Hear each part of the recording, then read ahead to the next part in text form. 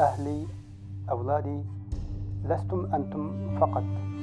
وعندما خرجت اكتشفت بأني أصبحت عقيمة. يبدو الناس سعيدون، تبدو الأمور مريحة، لدرجة أنني حقيقة وأعترف شككت للحظة في أن ما وصلنا من معلومات عن الإقليم ربما مبالغ فيه.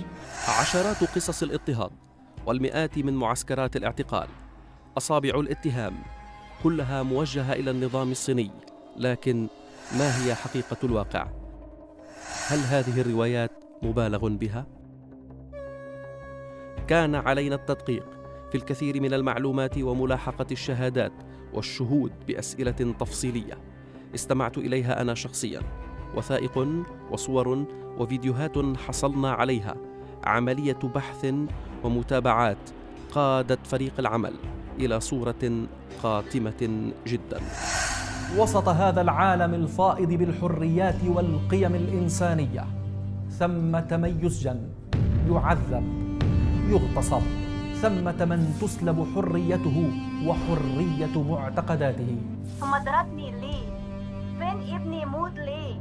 مش عارف. لأن ما اكتشفته لاحقاً كان مرعب. هل تعرض أحد أمامك للاغتصاب؟ نكشف وبشكل حصري كيف تأخذ الصين شعباً بأكمله في غياهب المعتقلات الأكبر والأضخم في التاريخ والأخطر في العصر الحديث.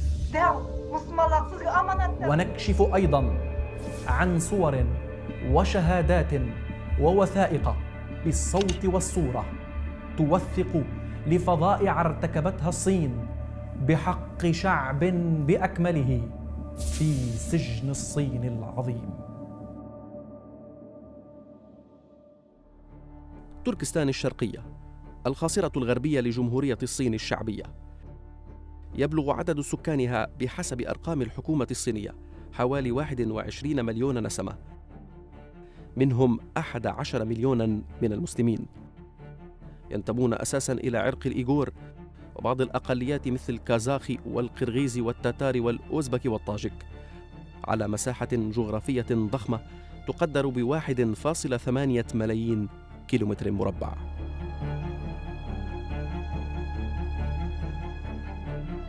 ضمت الصين جمهورية تركستان الشرقية في العام 1949، ومنذ العام 2009 بدأت الحكومة الصينية إجراءات قمعية بحق سكان الإقليم مروراً بالعام 2014 وصولاً إلى العام 2017، حيث بدأت تختلف الروايات بين معسكرات اعتقال أم مراكز تأهيل حسب الرواية الصينية. وفي إطار بحثنا للكشف عن خفايا ما يحدث وراء أسوار هذا الإقليم المنعزل عن العالم تماماً، وصلنا إلى محمد أمين، الباحث والكاتب ومنسق العلاقات العامة للاتحاد العالمي لمنظمات تركستان الشرقية، ليفتح لنا أغوار هذا السجن العظيم، وهو الذي فقد الاتصال بعائلته شارحاً خلفيات هذا العداء لمسلمي الإيغور. محمد أمين، ماذا يحصل في إقليم شينجيانغ الصيني؟ حدث بعد عام 2013 يعني أحداث كثيرة جدا، أبرزها عندما جاء هذا الرئيس الحالي شي جين بينغ إلى السلطة. هو جاء بشعارات جميلة، هو يعني تغيير يعني الإسلام، يعني صياغة الإسلام بمبادئ شيوعية بمبادئ اشتراكية هكذا. فبدأت من هذه النقطة التاريخية المهمة باعتقالات علماء الشريعة، استهداف يعني نخب الشعب من المثقفين، من الفنانين، ومن أصحاب الثروات، أصحاب الشركات، يعني كل من له صوت في الشعب هؤلاء مستهدف.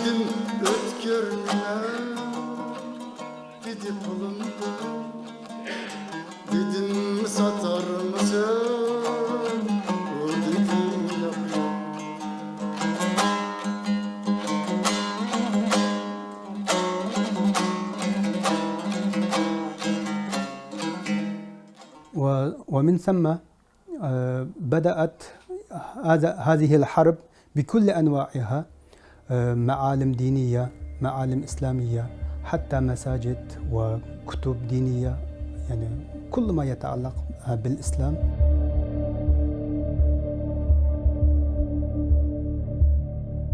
تأسيس اعتقالات، يعني معتقلات أو معسكرات صينية.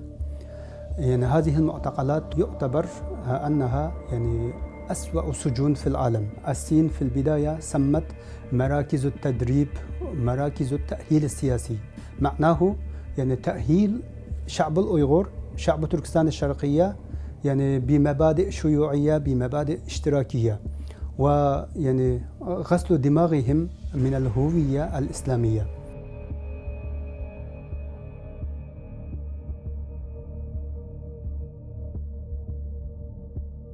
هل هناك معسكرات اعتقال أم لا؟ بقي هذا السؤال يراود الشأن العالمي عدة سنوات، حتى كشف اليوتيوبر الصيني جوان مقاطع خاصة صورها بشكل سري عبر اليوتيوب لهذه المعسكرات الشديدة التحصين والسرية.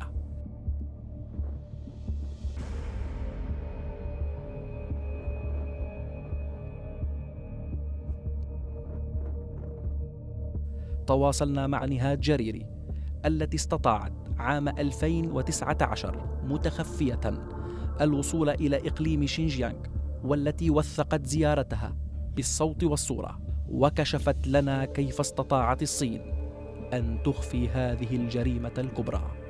أعتقد أن أغرب شيء وأخطر شيء عندما يصل الزائر إلى شينجان، إلى أورومتشي عاصمة إقليم شينجان التي يقول عنها الصينيون ولوموتشي، هي أن الأمور تبدو طبيعية، لا يبدو لك أي شيء مما تسمع أو تقرأ أو تشاهده. يبدو الناس سعداء، تذهب إلى البازار الكبير في أورومتشي، الناس ترقص في حلقات رقص.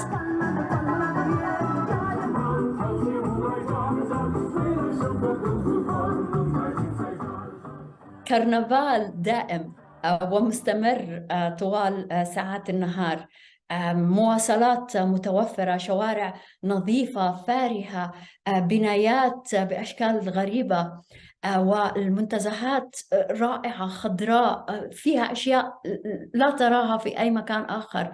يبدو الناس سعيدون، تبدو الأمور مريحة، لدرجة أنني حقيقة وأعترف شككت للحظة في أن ما وصلنا من معلومات عن الإقليم ربما مبالغ فيه، وأعتقد أن هذا أخطر شيء، لأن ما اكتشفته لاحقا كان مرعب. لكن الحقيقة والواقع كانا مختلفين، فعلى مسافة ساعة واحدة فقط بالسيارة نساء إيغوريات أخريات كن يعذبن في معسكرات ومعتقلات لأسباب صادمة. مهرجول تورسون إحدى الناجيات التي تعيش في الولايات المتحدة الأمريكية اعتقلت في أبريل العام 2015 فور وصولها إلى المطار في الصين مع 3 من أبنائها، والتي فقدت أحدهم داخل السجن.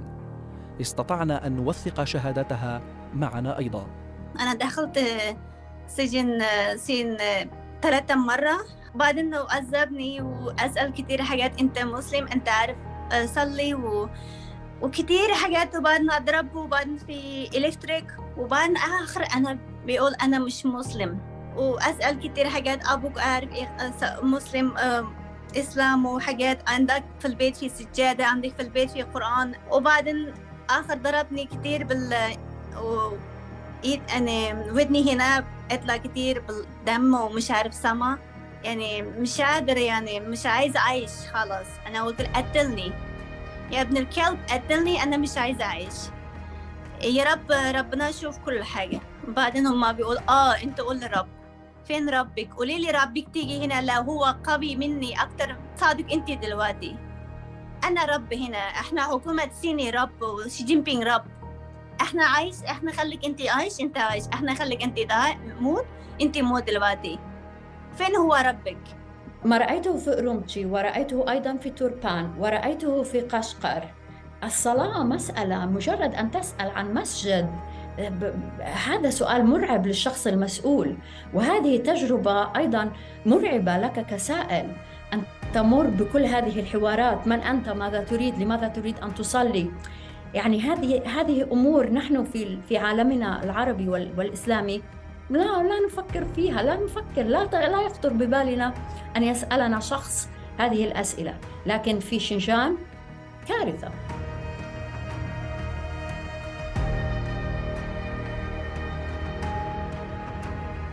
أنا مش عارف حاجة، أنا ما عملتش أي حاجة، أنا مش عارف أي حاجة. وأنت عرفتي عشان أصلي وقرآن وعربي كل ده في مصر عشان إيه؟ أنا قلت له أنا مش تعلم قرآن في مصر ولا مش تعلم عشان صلي، أنا أصلا مش عارف صلي. أنا قلت لهم كده، أنا مش عارف صلي، أنا مش عارف أقرأ قرآن، أنا بس كلم شوية عربي عشان أنا جوزت مصري، وأنا ألبس ده عشان المصري ناس ألبس كده. لم يكن الحال عند محمد أمين بأفضل حالا من مهرجول، فمحمد أمين فقد الاتصال مع عائلته منذ العام 2018، وهو لا يعرف أي معلومة عن زوجته وأطفاله وأمه وإخوته وممتلكاته. كيف هي مشاعرك في هذه اللحظات، المشاعر الإنسانية؟ كيف تقدر هذه المشاعر وأنت لا تعرف شيء عن أسرتك؟ والله موقف محرج جدا. عندما تعرضت لمثل هذه الأسئلة يعني أحيانا يكاد قلبي ينفجر. 2018 عندما سمعت عن زوجتي، هي اعتقلت ب15 عاما بسبب أنها يعني ارتدى حجاب، بتهمة هكذا فقط. أنا لم أسمع صوتها ولم أستطع أي تواصل معها منذ 2016 تحديدا. هذا ابني الكبير عبد الحق، وهذا عبد الرحمن، وهذا عبد الظاهر. والله لا أعرف أين هم، أين مصيرهم، كيف كان، من هم على حياة ومن هم ماتوا، يعني كيف ظروفهم المعيشية، لا أدري والله. يعني كل مرة عندما تعرضت لمثل هذه الأسئلة والله لا أستطيع أن أعبر ما في قلبي. الإنسان صاحب الضمير عندما يتعرض لمثل هذه الأسئلة، يعني كل شخص يضع مكانه مكاني فيعرف الإجابة.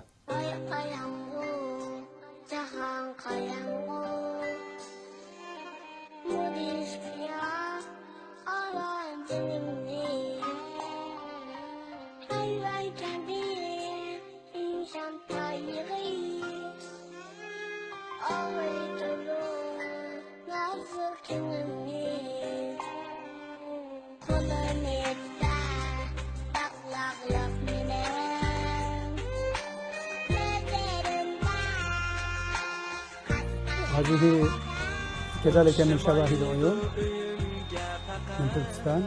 أنا رقية فرحات من تركستان الشرقية، وفي إحدى الليالي أثناء تحفيظي للقرآن في مدينة أورنجي تم اعتقالي مع طلاب 15 والذين كانت تتراوح أعمارهم بين 9 و14 عاما.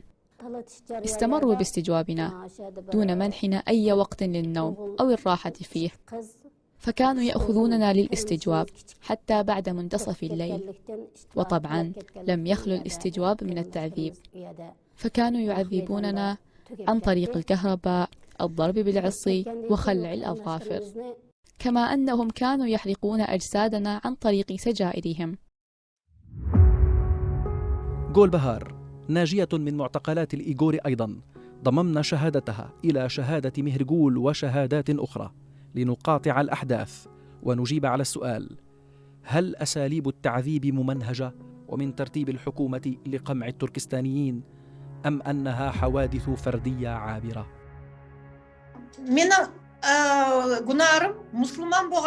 بتاريخ 22 من مايو اعتقلت إلى معسكر رقم 3 في أورومجي السبب فقط كوني من مسلمي الأويغور، وأعطوني ورقة من أجل أن أوقع عليها، فقلت لهم قبل أن أوقع يجب أن أعرف مضمون الورقة، فضربوني بالعصا وصعقت بالكهرباء بشدة، وهددوني بأنهم سيأخذون التوقيع بالإجبار.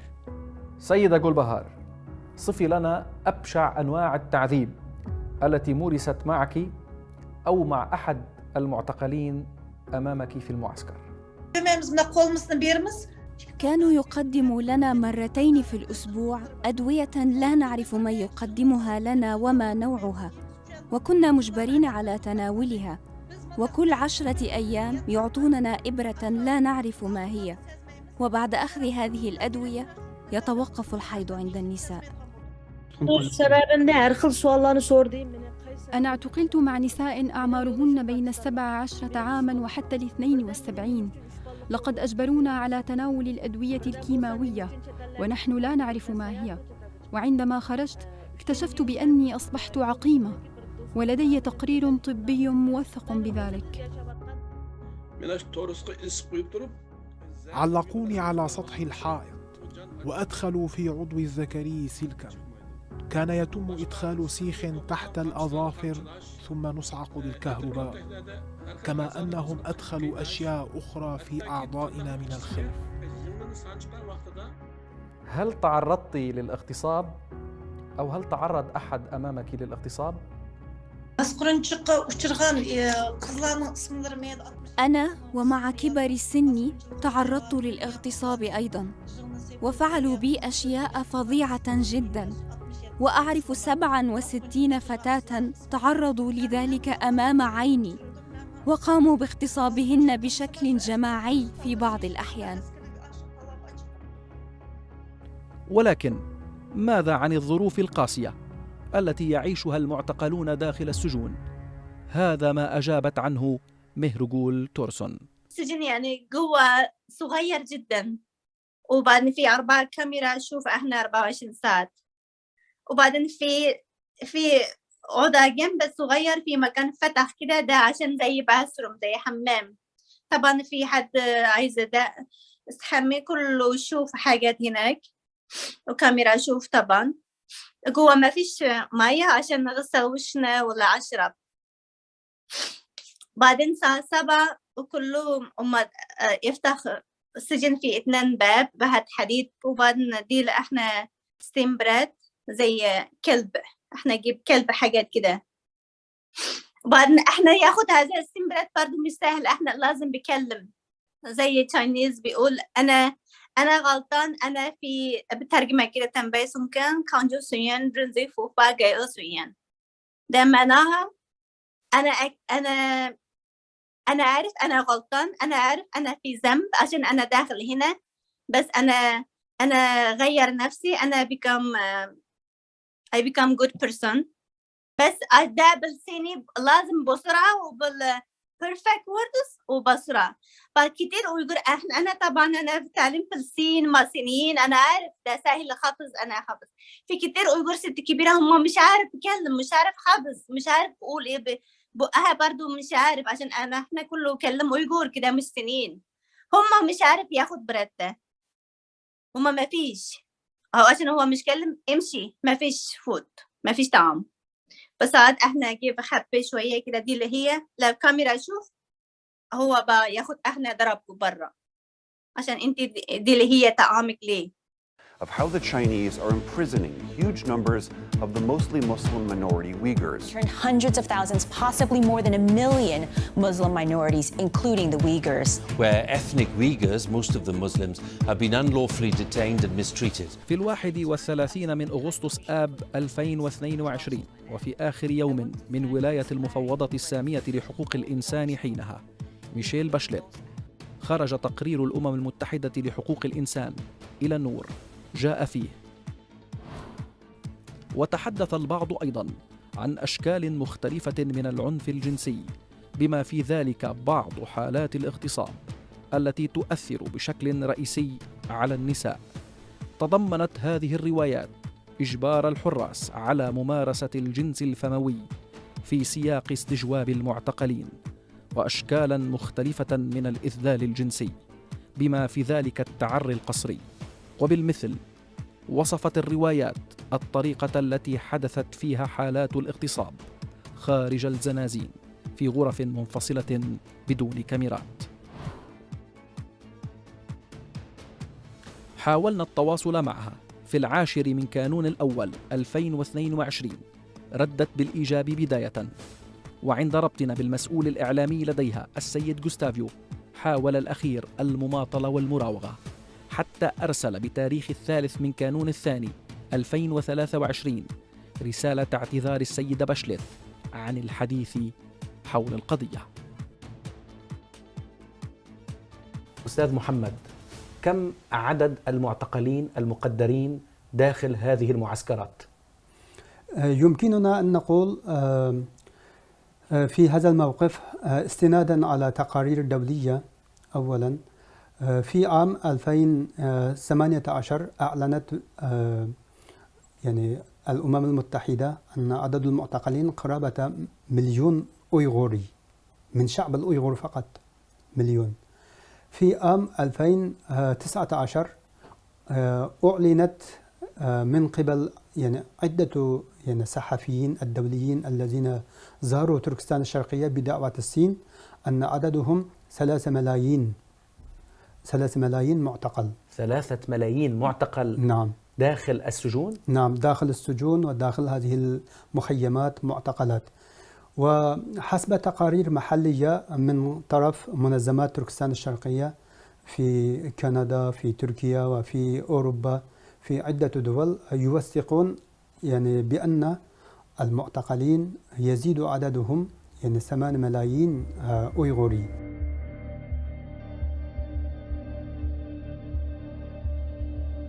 منذ عدة أشهر اخترقت إحدى شبكات الهاكر داتا خاصة بعناصر الشرطة الصينية، سرب على إثرها أكثر من 5,000 صورة لمعتقلين ذوي أسماء إسلامية وهوية إيغورية، لا تخفى على الناظر آثار التعذيب عليهم.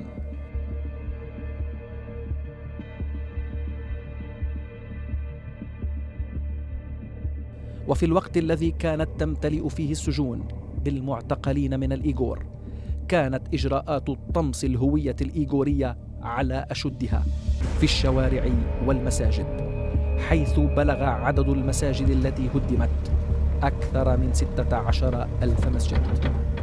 اليوم احنا رحنا بعام 2019 وهيك صار المكان مش للصلاة فقط للسياح، وفيه دفع دخولية. تيكيتات. نو بري هير بري، مش كأنه داخل على مسجد، داخل على مزرعة. هاي بسيطة، شوف المسجد هذا مغلق تماما سكرينه، وشوف هذا المسجد صار سوق من جوا. looks like a mall. طب صحيح، وين المصلين؟ Like this crossing is not good for us. أردت أن أذهب إلى مسجد كبير في أورومتشي، وكان موعد صلاة الجمعة، ورأيت الناس المصلين كيف يدخلون، طبعا المصلين رجال، كيف يدخلون إلى المسجد من خلال بوابات إلكترونية، تقرأ ملامحك، تقرأ بصمة العين، وتظهر صورة بالأخضر وصوت إذا كنت آمنا، بمعنى إذا لم يكن عليك قيد فمسموح لك أن تدخل إلى المسجد للصلاة. ومن خلال طريقة معقدة عبر تطبيق ويتشات، وبشكل غير مباشر وبعبارات رمزية، استطاع محمد أمين أن يحصل على صور من داخل الإقليم توثق هدم المساجد والبيوت وطمس الهوية الإيغورية والتركستانية في كامل الإقليم.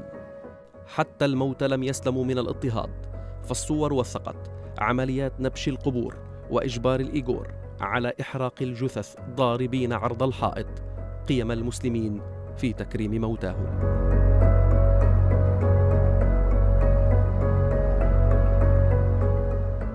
كانت المساجد في تركستان الشرقية سابقا قبل هذه حملة التطهيرية في مقطع الطريق ومركز المدينة ومركز القرية مثلا، حتى يأتون الناس، ويكون هنا منارات طويلة حتى يعلم أنها معالم إسلامية. فبدأت الصين هدم منارات المساجد وبوابات كبيرة، المآذن وبوابات المسجد كان يعني بارزة وطويلة. ثم بعد ذلك يعني علقت يعني علم الصين في محراب، وغيروا الحروف العربية من داخل المسجد، وأزالوا يعني الآيات والأحاديث، ووضع مكانها يعني البنود لمعالم يعني مبادئ الحزب الشيوعي والاشتراكي هكذا. دمروا المساجد وحولوها إلى ملاهٍ ومراحيض، كذلك هدموا مقابر المسلمين. أنا أخرج أمامكم بهذه الدلائل والبراهين.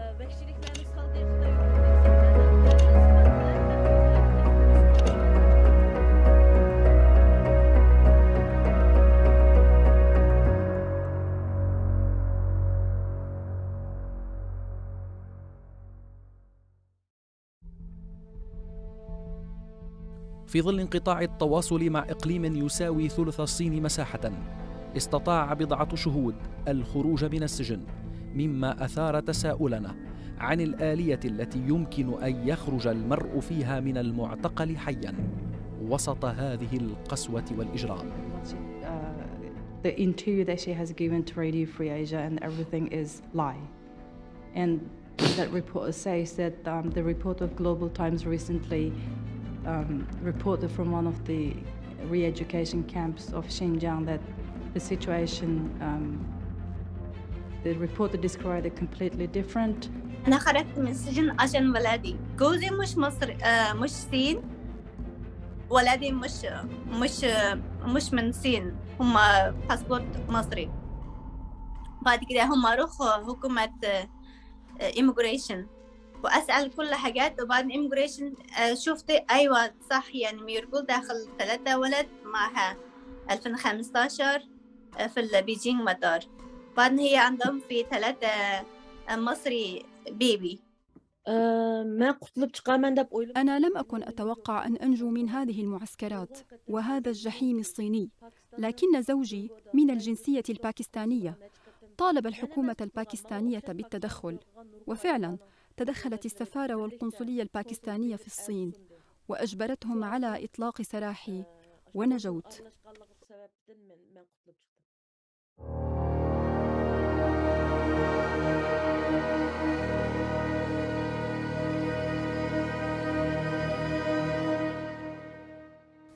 ما هو الدافع الحقيقي لاعتقال شعب بأكمله؟ إذا كان الاندماج غير حقيقي، تعتقل الناس لأسباب تافهة، من أجل أنه ملتحي، أنها محجبة، من أجل سجادة صلاة وإلى آخره. ما هو الدافع الحقيقي الذي يدفع الصين لاعتقال شعب بأكمله؟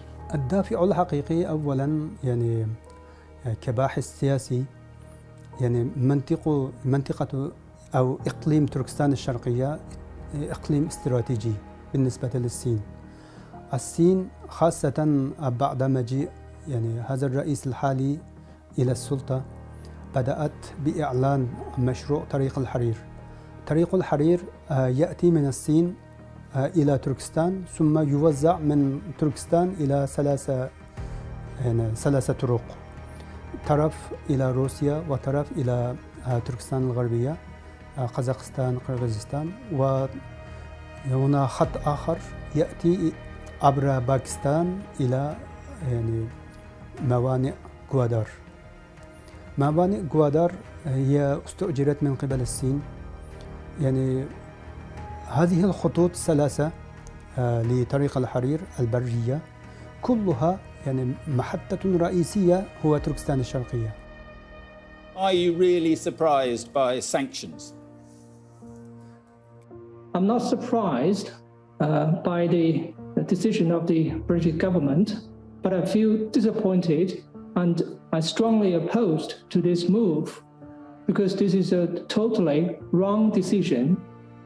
ما بين ادعاءات الحكومة الصينية والحقيقة التي تطمس وراء جدار السجن المظلم رسائل موجعة إلى الصين والعالم بلسان شهود عيان يعرفون الحقيقة.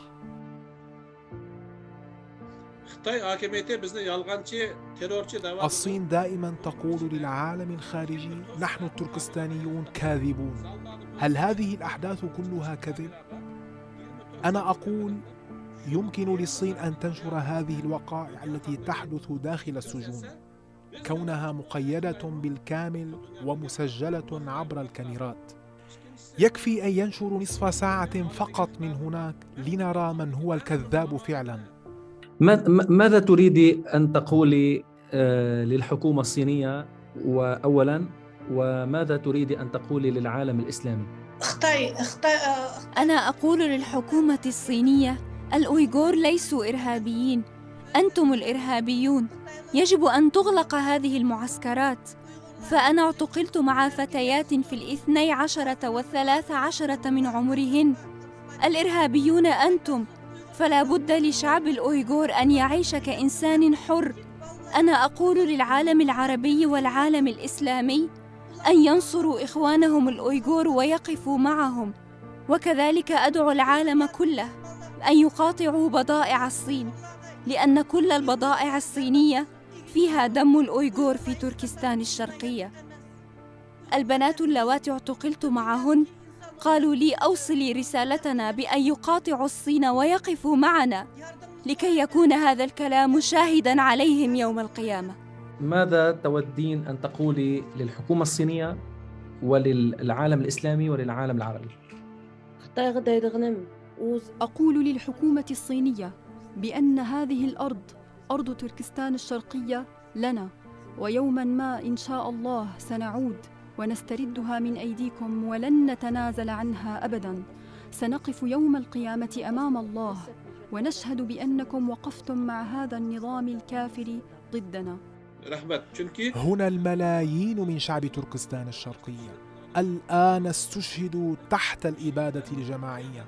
هؤلاء سيسألونكم يوم القيامة عن مسؤولياتكم. لذلك أقول مرة أخرى للعالم الإسلامي: أنقذوا شعب تركستان الشرقية من الجحيم الصيني.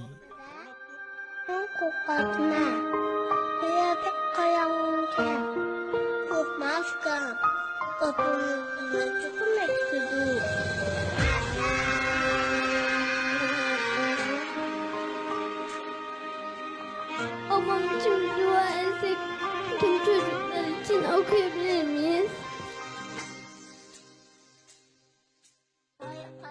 أهلي، أولادي، لستم أنتم فقط، كل شعب، يعني كل أطفال الأويغور، كل أطفال شعب تركستان الشرقية مثلكم يعانون.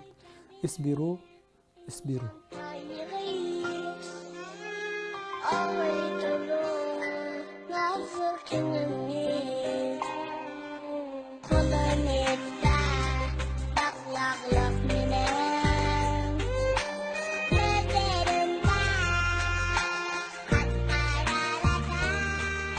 أعتقد أن الصين لا تنجو أبداً، لأن الفضائع والفضائح من كوادر الحزب الشيوعي وأخطاء الفظيعة في سياساتها نحو الحرب على الإسلام في تركستان الشرقية، وهذا قد فشت وزاعت يعني لكل العالم. فلذلك الإنسانية بدأت تعرف قضية تركستان الشرقية وقضية الإنسانية، مشاكل الإنسانية في تركستان. فلذلك أنا أتوقع أن الصين لا تنجو أبداً.